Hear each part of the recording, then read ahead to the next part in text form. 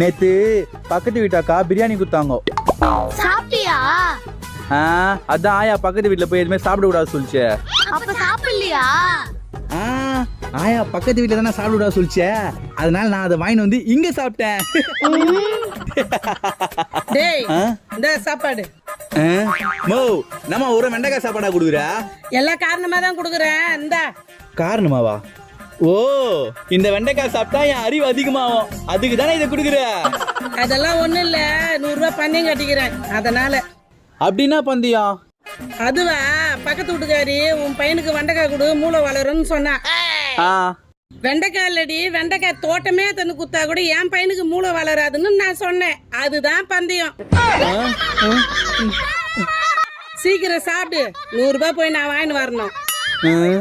பரவாயில்ல விடு, என்னால ஒரு 100 ரூபாய் வந்தது.